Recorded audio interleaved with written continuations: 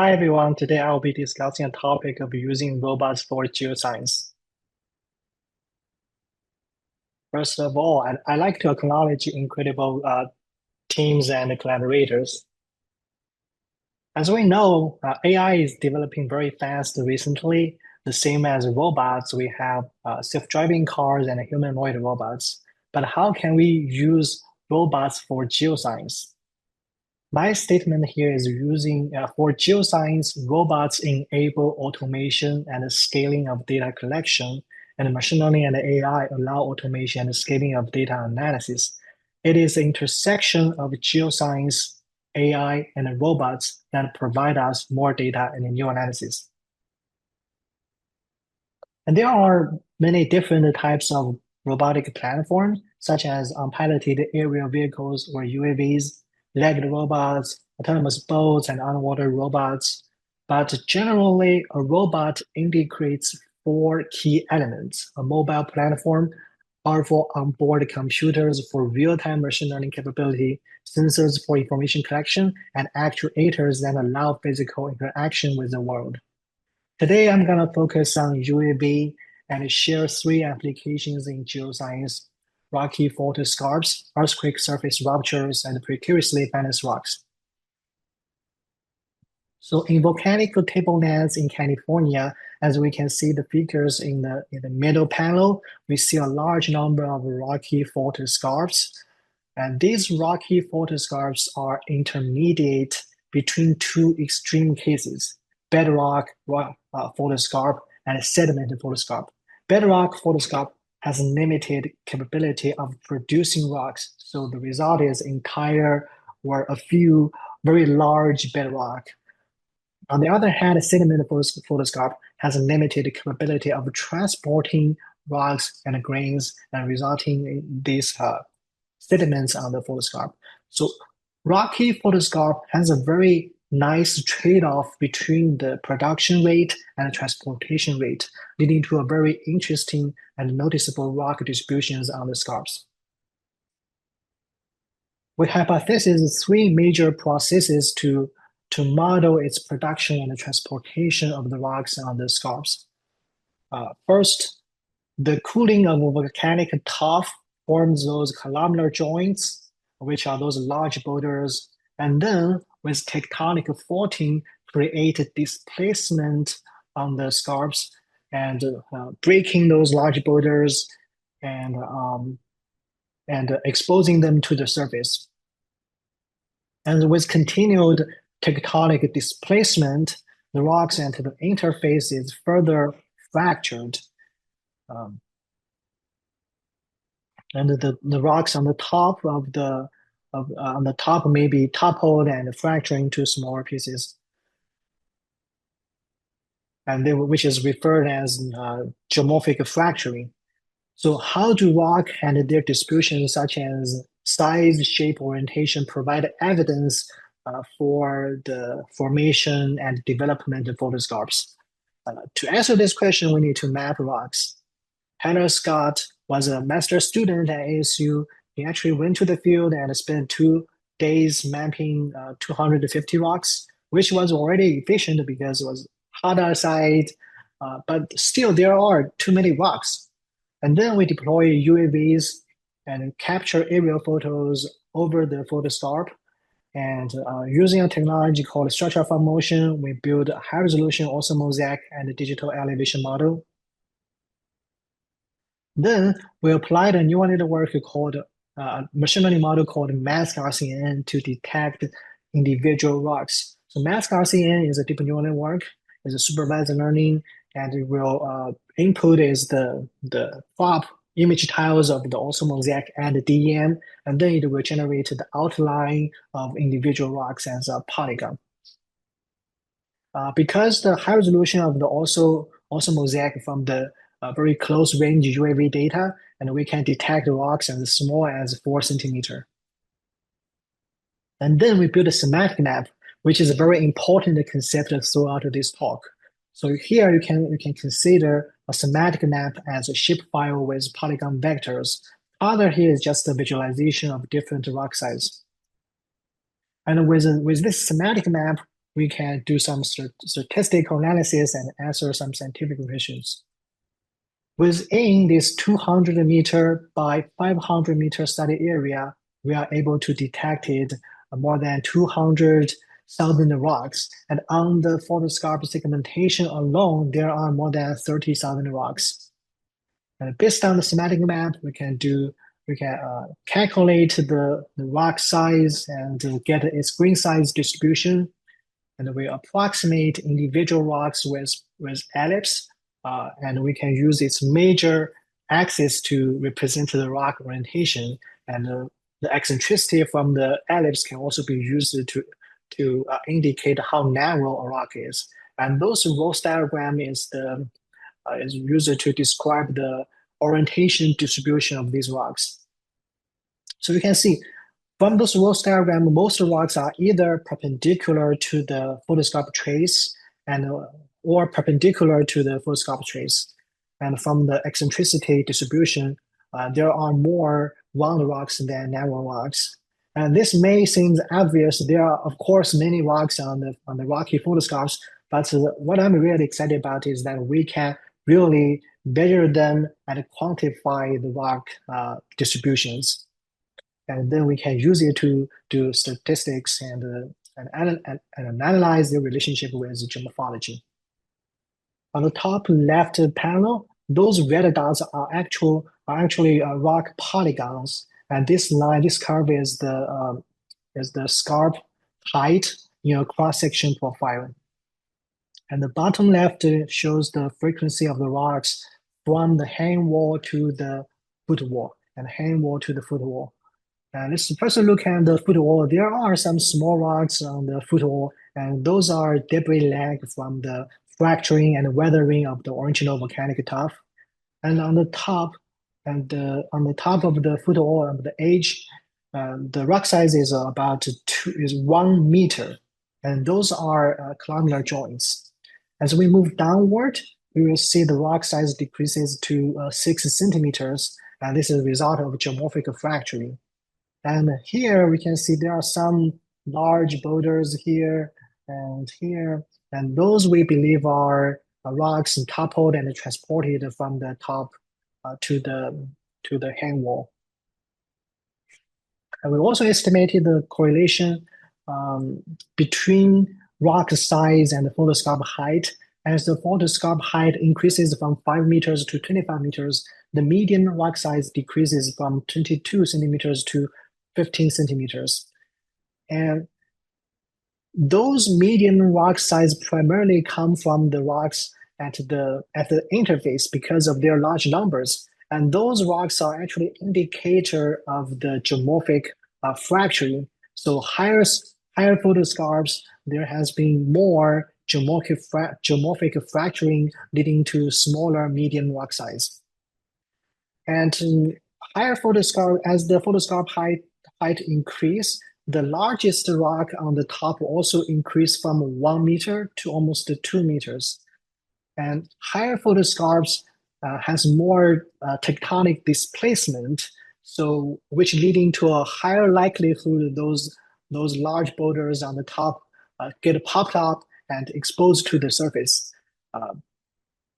So from this experiment, and we see we can really learn about rock distribution, how we can use rock size distributions or rock distributions to study or to provide evidence to the photoscarp development processes.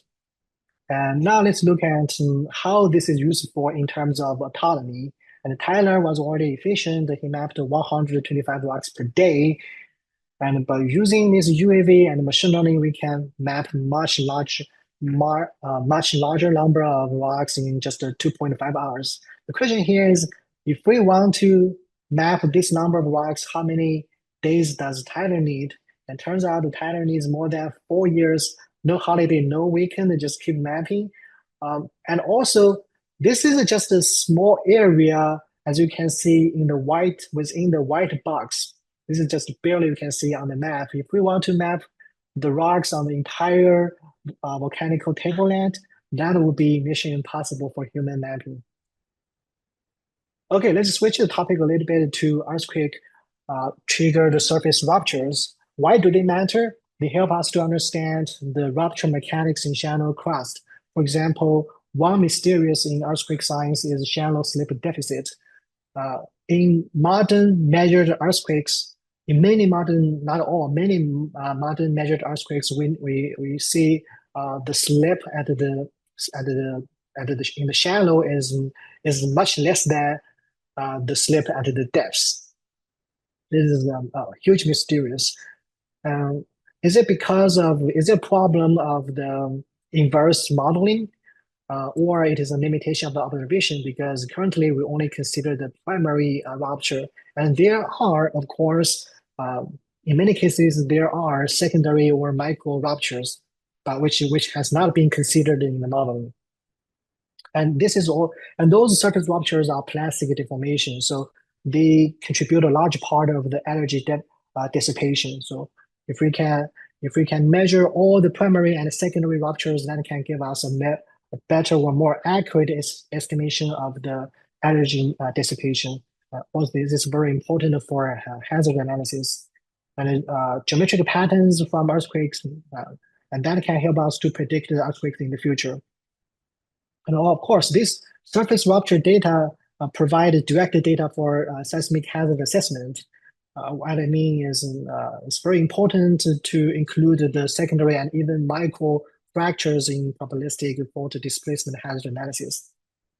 And some fractures are perishable, and that means they can disappear quickly in a few days. So we do need a rapid response system for the mapping. So it's really the balance between um, the quality, like resolution of the mapping, and the timely, how rapid you can respond, and also the cost. And unfortunately, so far the current methods, there are some challenges. Field survey can achieve very high resolution, but the coverage is very limited, and it will take days to months for the logistic, the preparation, and mapping. Airborne LiDAR can achieve higher coverage, but the point spacing is large, is 1 meter, and also the cost is very high. Pixel tracking from satellite imagery can achieve centimeter spatial resolution. INSAR can achieve very high resolution on the vertical displacement, but the horizontal displacement resolution is still constrained to meter scale, and INSAR also suffers from due correlation issues. And you may have seen such kind of UAV light shows on YouTube or Twitter, which is impressive and great for entertainment. But how can we use this for geoscience? And our goal is to transform technology this into technology like this. First, we have intelligent scout equipped with powerful onboard computers, uh, so it can detect the fault trace, the large ones, primary fault ruptures in real time. And fly at elevation, you will autonomously detect the fault trace and follow them in real time. And then once we can map the primary fault trace, we can define the danger zone, typically 200 meters to 300 meters on either side of the fault trace. And then we deploy a fleet of UAVs, another fleet of UAVs called precision mappers. So they fly at a low elevation to map the danger zone in high resolution. But once we have the high offline data, we have another offline machine learning model to extract and detect all fractures in detail. And this is intelligent scout we are developing. It's very similar to how a self-driving car works. So it's using its camera to detect and onboard machine learning to detect objects of interest, and then it will apply a trajectory where to go next. And we are developing this intelligent scout system in simulation. The simulation tool is called Gazebo. It simulates real physics and real sensors. And we also imported the 2023 Turkey earthquake data into the simulation. And the top left is the downward facing camera view. And it is running its onboard machine learning to detect the fault trace, which is highlighted in red pixels. At the same time, it is building a semantic map. Those red pixels are unexplored areas, and those Oranges are explored areas, and purples are the likelihood of the photo trace. And you can see those green pixels here, those are frontiers that guide the UAV to move next to follow the photo trace.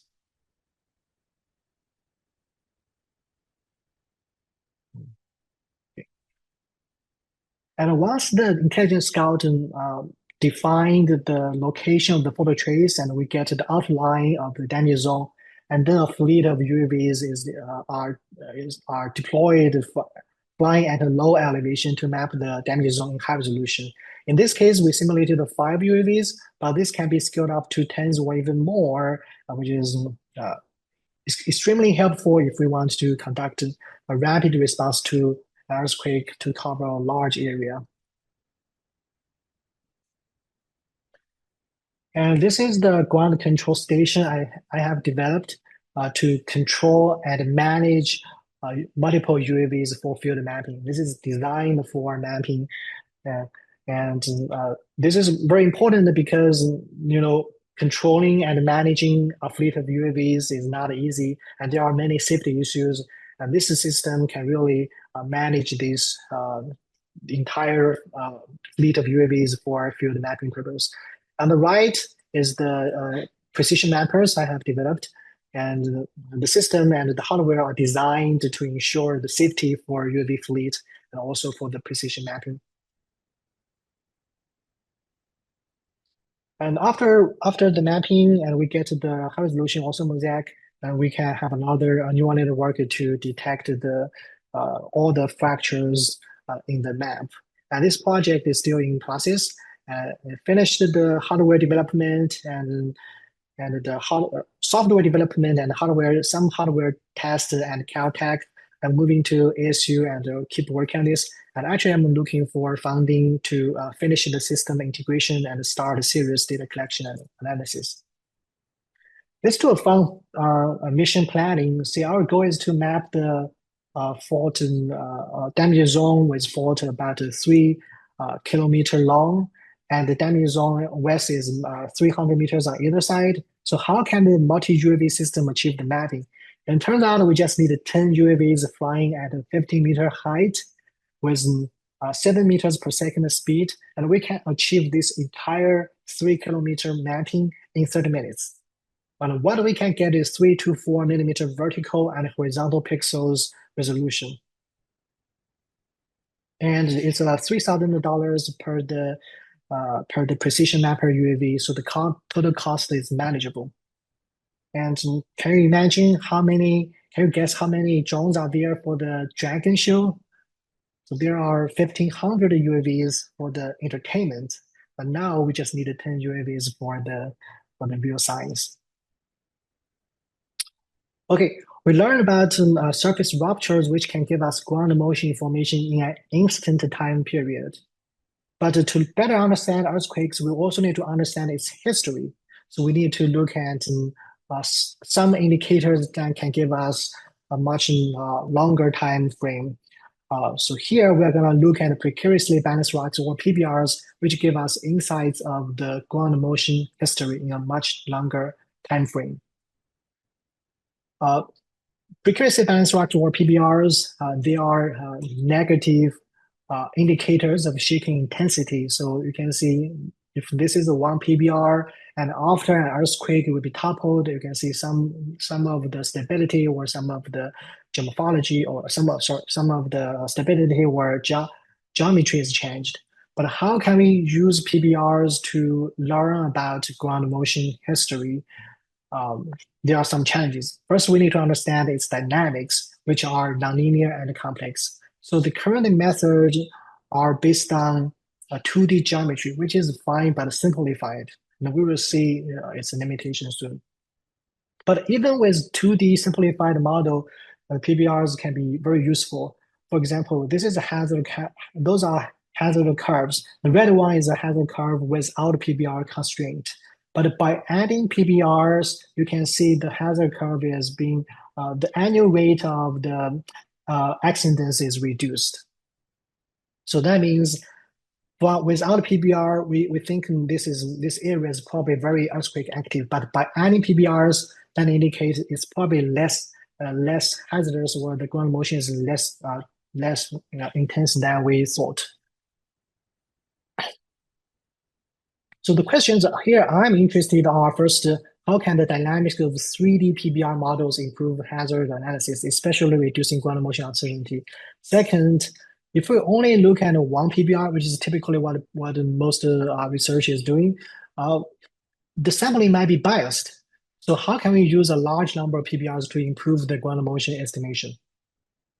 And this is Zhong we developed for PBR mapping, and it has two companion computers, one for trajectory planning, one for machine learning and detecting the PBRs in real time. Has two stereo cameras, one for the UAV localization and navigation, even without a GPS accessibility, without a GPS availability. And it has another stereo camera for the real-time mapping. So its mapping is not done by offline, it's by real time. And once the UAV can detect the PBR and track PBR, and then how can it use its detection information to plan a trajectory to optimize its mapping and improve its mapping efficiency? That's the key part of the engineering part here. So the idea is very straightforward. The UAV start a long more flight pattern to search the PBR from a high elevation. And once it can detect the PBRs from its onboard camera and machine learning, it will do a PBR it will move around to the PBR verification because machine learning may have false detection. So you need to collect photos from different angles to verify that's a PBR. After PBR is verified, it will fly close to the PBR and conduct the mapping. Here's an animation. Now you can see this is a UAV. This is a simulation, and the UAV is approaching, and now it's conducting circular motion to map the PBR. And now in the middle panel, you can see this is this mapping info. This is doing the mapping. On the right top, you can see this is the PBR detection from the camera images. Here's some mapping results, and the mapping is done again in real time.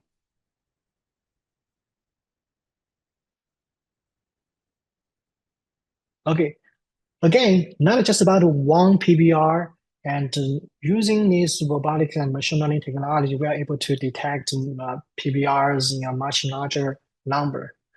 And now you can see this is not a like 2D semantic map. This is a point cloud based 3D semantic map, and we are using it for seismic analysis and hazard analysis. After we can map the PBR, and we developed a virtual shake robot to study its dynamics. And a virtual shake robot is developed based on technology called physics engine. It was originally developed for video games, but now we have improved its accuracy and efficiency a lot, and people has it's been widely used for real science. On the right, you can see we also have a cyber physical twin, shake robot twin, so we can study its contact physics. We also evaluated the performance or the performance of the virtual shake robot based on uh, the technology based on physics engine. We compare with the state of the art discrete element method, and it can achieve comparable or even slightly better performance than DEM. And most important part is it also achieve orders of magnitude speed up. And this efficiency is very important to solve inverse problem to do the calibration of the system and also to allows us to study the overturning dynamics.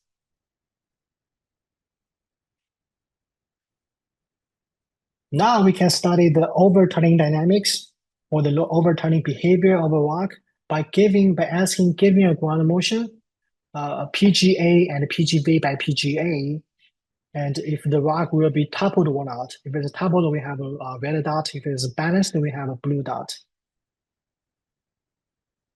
And we can simulate the ground motions from different directions. Now we can see the PBR is more fragile from a certain direction than other directions. Here you can see those are the on the right you can see this is the PBR from the direction, and this one is much more fragile than the one in the middle, the direction from the middle. And this is really show the limitation of 2D model. So from 2D, it's much simplified, and we don't know, we cannot really consider the ground motion direction.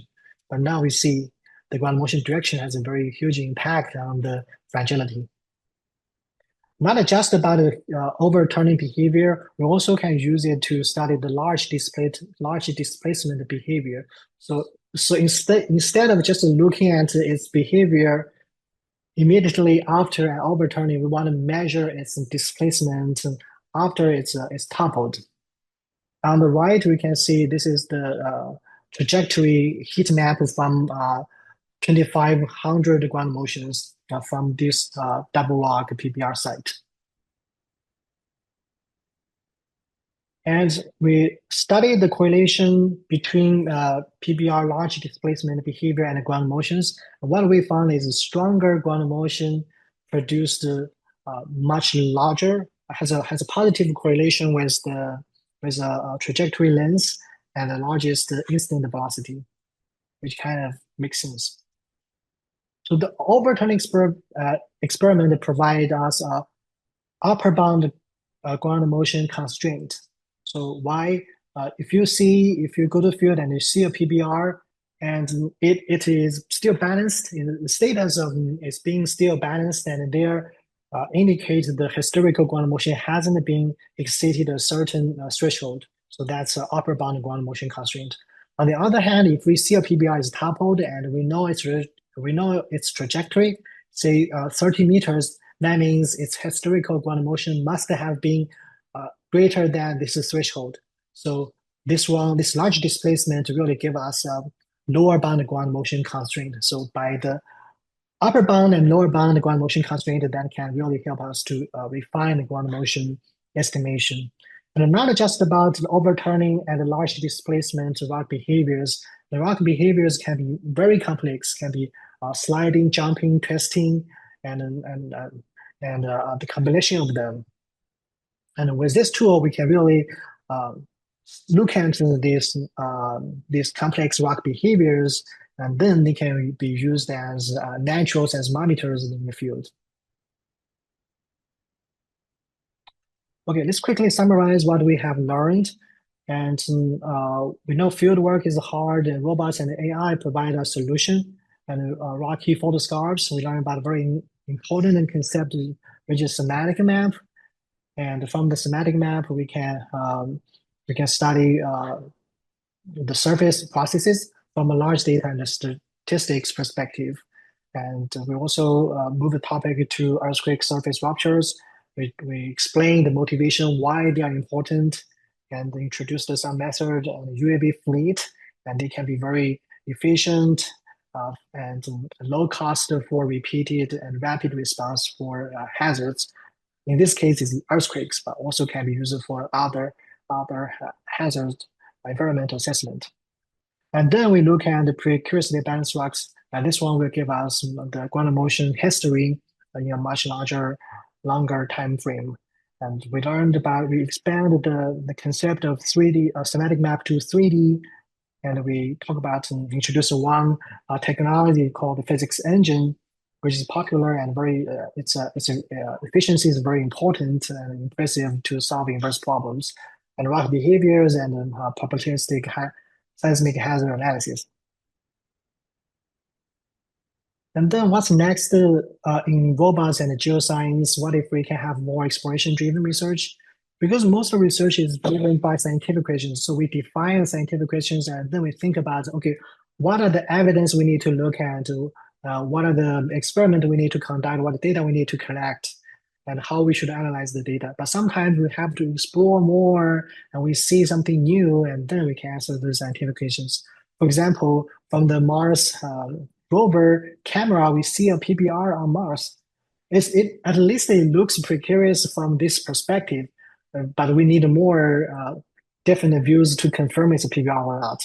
So this is an example, like we don't know there are PBRs on Mars. We have to take some photos. Oh no, oh, that's a PBR. That's very interesting. And then we can think, okay, maybe we can use it to solve some Mars quake history questions.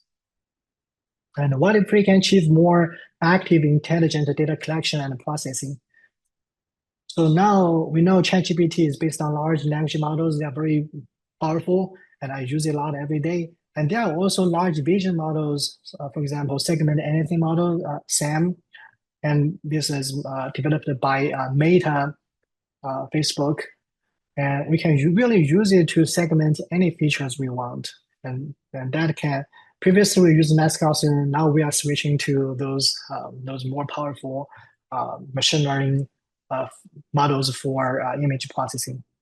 And with these large vision models, we can even process point cloud data, and we can segment the point clouds and give them classifiers, and then we can extract features of interest, such as rock outcrops. And we've seen examples of using robots, and it's a precision part. It's a we can use it. How robot can use its camera information to reprocess the information and extract information we need. But also, let's not forget robots also have actuators.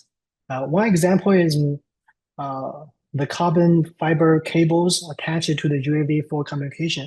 This was developed for communicate for the case where wireless communication is not accessible. For example, the Ukraine Russian war, there are a lot of UAVs with those fiber cables. We can also use it for deploy that system and study to use as a monitor. But of course, there are challenges of how can we solve the decoupling issues. And of course, I really care about the education of robots and AI. I really believe they provide a gateway to STEM students. Uh, because there is a decreasing number of undergraduate students in geoscience, and I think the robots and AI can really attract them so they can learn about the science, and at the same time they learn about those skills, data processing, data science, machine learning, and robots, and that can really help them to prepare them for the market. One thing I found is interesting is the VR education. It's a tool, and we can really enable the education worldwide, and so we can teach them robotic exploration in VR, and we can place a PBR. We can like shake the PBR so we can visually see the ground motion, and PBR is toppled. And that's my presentation. Thank you all for having this.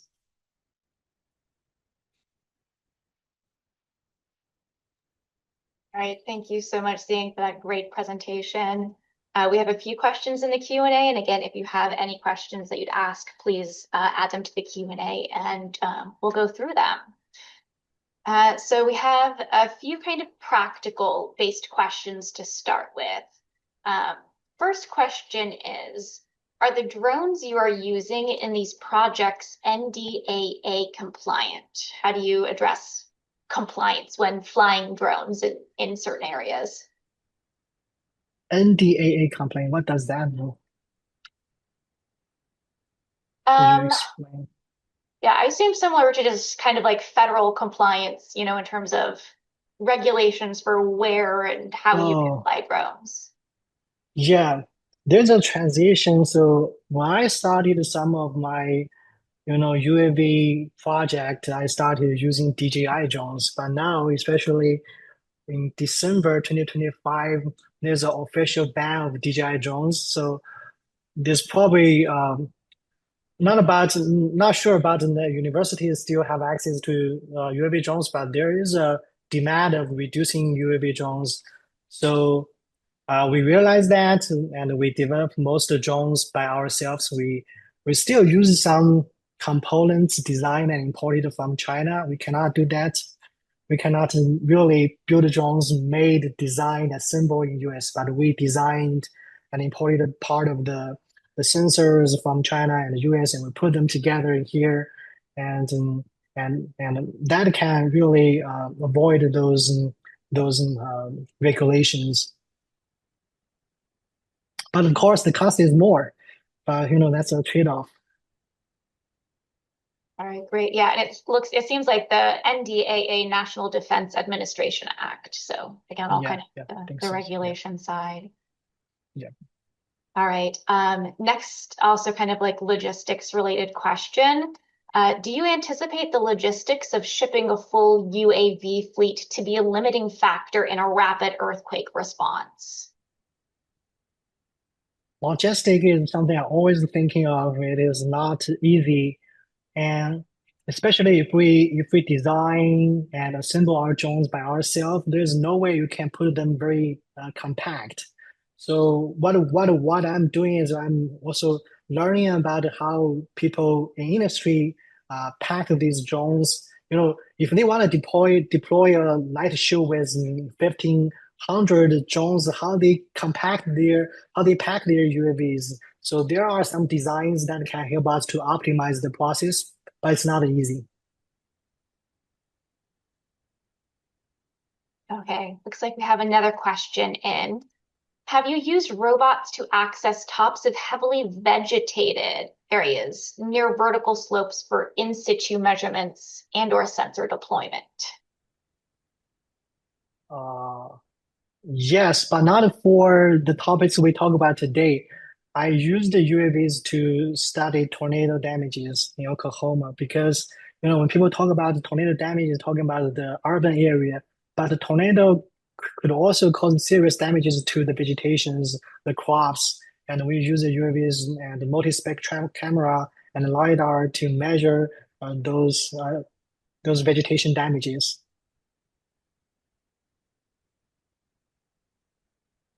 Okay, great. Again, if anybody has any other questions, please put them in the chat. But I'd like to ask something related to that, because there was kind of the mention of vegetation, and a lot of the examples that you showed were kind of mapping rocks in, very dry or kind of desert areas. How would you imagine the impact of kind of segmenting out vegetation if it's a heavily vegetated area and you're trying to look at geologic features?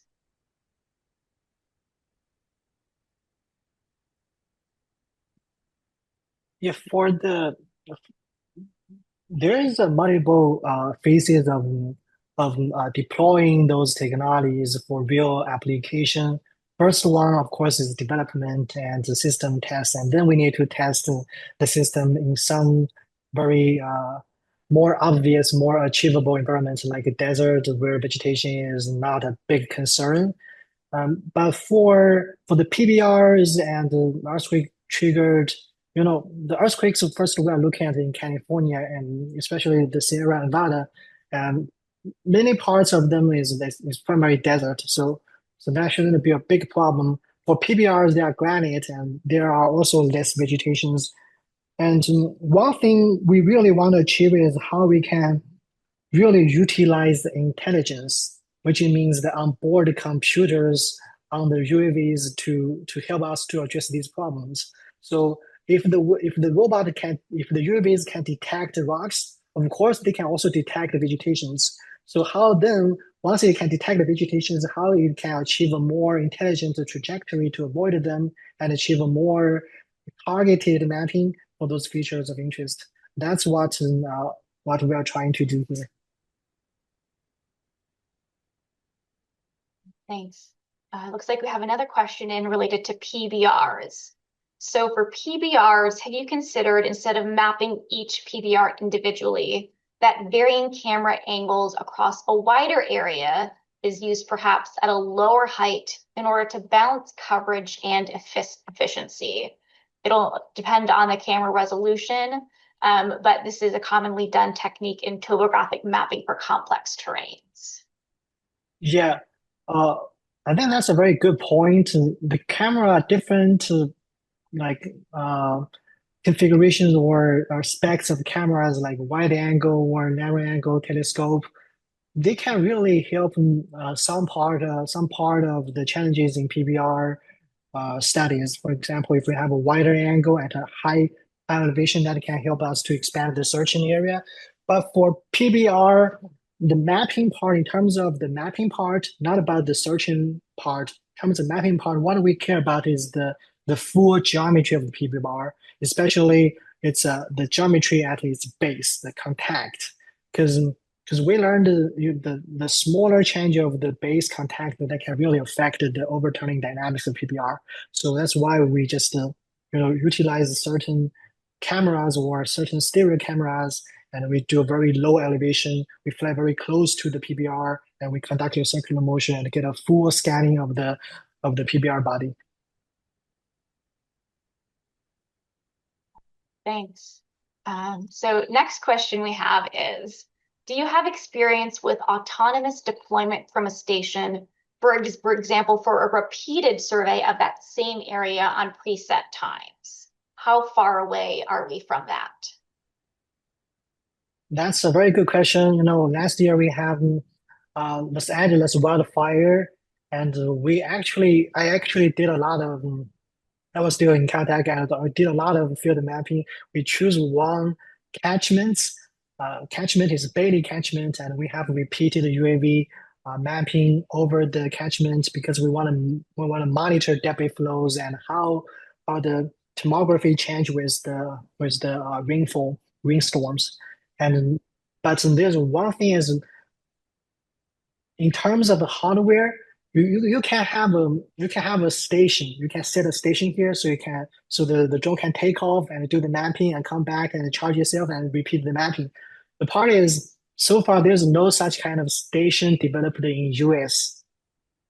And there are some station hardware developed by DJI, but we cannot really place a station in debris basins because this is a government-owned area, and they don't want to allow any DJI devices. So there are many policy and regulation concerns about that part. Of course, in the future, if we have a station developed here in US, and I think in terms of technology, that should be ready. But in terms of policy and other considerations, we still need to wait a little bit. Great, thanks. So I have a question I'd like to ask that's kind of related to the physics engine part of the PBR work. What are some of the limitations of those simulations, and are there other applications you've thought of using that for? Yeah. So we started using physics engine because it was very fast. It's much faster than the discrete element method. And and we say, okay, we should try it for PBRs. And then we have concerns, okay, is it really accurate? And we had this concern when we first had this prototype, we haven't done any evaluation. And we had posters, we presented our work, and we had so many questions, how much we can trust it. And then last year, we focused on this problem. We focused on evaluating the performance of PBR's accuracy, its performance, and then we get a very good results. It's actually even slightly better than DEM. And then we are very confident and we can really use physics engine to simulate at least the rigid body, to solve the rigid body problems. But now I'm also using it to study the rock falls. There are many rock falls triggered by earthquakes or even human or even thermal circulation. And also those boulders are triggered by debris flows. We can also use it to study its trajectory and predict where it might land if they are triggered. So I think they probably have a lot of potentials in that area. Thanks. So we have another question that looks like it's kind of related to the Turkey earthquake simulation that you showed. So they ask, after the February 2023 Turkey earthquakes, what were the statistical differences observed between PBR field surveys and conventional geological field surveys? Specifically, how did PBR data constrain ground motion estimates compared to rupture mapping and displacement measurements? Yeah, for the Turkey earthquake, we haven't done any survey about the PBRs. We haven't really looked for PBRs like near the Turkey earthquake. But from some field work, and we do see a displacement rock. So it's like a rock in the field. You can see it's very obvious. It's displaced for 1 or 2 meters, and didn't get time to finish the study, the analyze. But that's something very interesting. After earthquake, we will see there are many geomorphic indicators, not about those like modern seismometers, those geomorphic indicators that can also tell us the ground motion, can also give us the ground motion boundaries. And but I do say for the Ridgecrest, what I'm working on is still the Ridgecrest earthquake because it's closer to Arizona and California, and we have richer data and then really focusing on the PBRs here in California and Arizona. All right, thanks.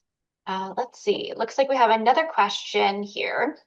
Do you have experience using robots for in situ geophysical measurements? Say mounted geophones for multispectral seismic shear wave or GPR. I'm assuming ground penetrating radar. Yeah, I haven't personally no, but I always like had these seminars, conference talk, and talking about these technologies with people. I feel there's a lot of potential there. So far, I think so far what we have is for UAV deploy in situ deployment is there's no machine learning part. So you have to pre-program the trajectory and then you do data collection. But one thing might hugely change the game is the onboard machine learning part. Once we have a powerful onboard computer and can do the data analysis and even do machine learning, that can really help us to change the data collection part and even do the data collection on board. Maybe, for example, in my case, I show you how we can use the information to improve the trajectory efficiency. So it's not just the pre-programmed trajectory; it is more adaptive, more targeted.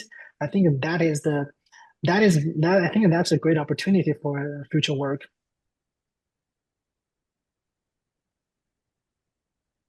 Thanks. I have one other question because you showed in a prior slide kind of looking at UAVs, aerial LiDAR, and kind of more satellite-based measurements. Have you thought of adding additional sensors like a LiDAR scanner or hyperspectral imaging to your UAVs and kind of combine techniques together? Yeah. So for some LiDAR sensors, they already integrate with RGB cameras, so we can build both also mosaic and LiDAR point cloud. Not for those researchers I talk about today, but for um, my wildfire debris flow work, and we use the LiDAR and also mosaic. For also mosaic, we can use machine learning to detect the boulders, and for LiDAR, we can do the um, topography and do the DEM differencing, so we can analyze the um, the sediment change and the deposit, the dry rubber deposit and sediment change in the debris basins. But it's also a balance, you know. This one thing is this battery technology in UAVs is not really limited to flight time. So today we have about like 30 minutes, or even with the most recent digital technology, they can achieve 45 minutes. But if we put more sensor, great, we can get more information, but we also put more payload, and that will reduce the battery time. So it's really about uh, what information you care about most, what features you want to detect most, and then how you can design your system and what sensor you need to deploy. And also the time is a constraint. So if you want to do rapid response, you only have a certain time of time for data collection. So how you can optimize your time and how you can optimize your sensors for the purpose. That's a question and still a lot of logistic considerations there. All right, thanks. Looks like we have a few more questions in. So next we have, you mentioned onboard AI/ML for real-time decision making. When you have sensitive monitoring like wildfire detection or landslide detection, how do you ensure the ML or AI algorithm can be trusted for such important decision making? Yeah. Uh, so when we talk about AI, we probably think about ChatGPT, or there are a lot of uncertainties and some makeup answers. But when we are designing our system, we kind of have individual modules. We have modularized our design. We have one system for detection, one system for decision making, and there are also multiple verifications between them. So, for example, for my PBR, we have a machine learning model for the PBR detection, and once it's verified, we have multiple phases to once it's identified, we have multiple phases to verify it's a PBR, because again, there are uncertainties in the AI model, and then it will collect more photos from different perspectives, and then it will use this information for the trajectory planning. And so far, for the trajectory planning, we still rely on those robust, robotic trajectory planning, not on those ChatGPT based trajectory planning. So it's more like a decision tree. So based on its condition, we decide what it needs to do next.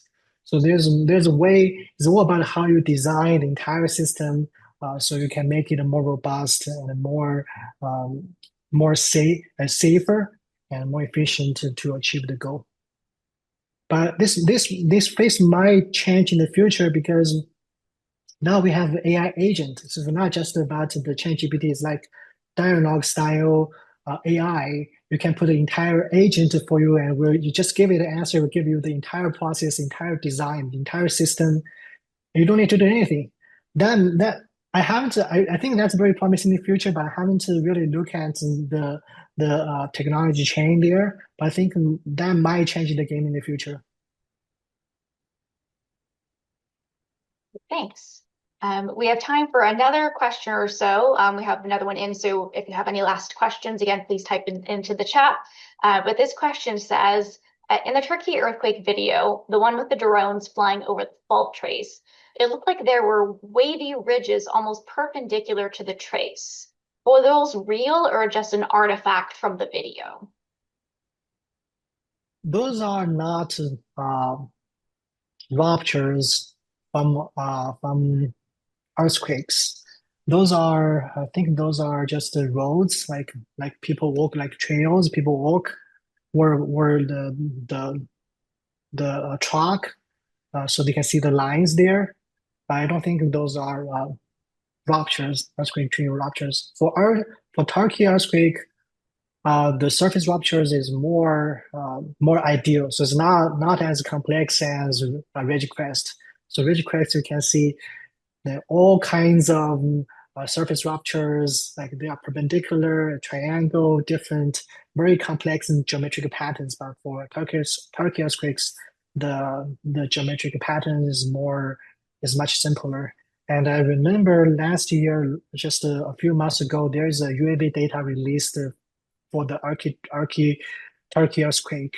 But the resolutions are very good because they fly the UAV at like 100 meters high. So, but it's still some interesting data to look at. Um, let's see. Next question is, what type of MCU did you use for your designs? MCU. So we are not using a specific MCU. It's a It's the we so for the UAV part we use flight controller called a PixHawk. It's a very mature flight control system. So that's a very popular and open source. So that means anybody can use it, and it's very popular for research and for sort of the industry in US. Okay. It looks like there was a request if you could show that Turkey slide again at the Oh simulation, yeah. since we still do have a few more minutes before the top of the hour. Yeah, this is a total simulation, but the data is real. The sensor is simulated, and we want to test this system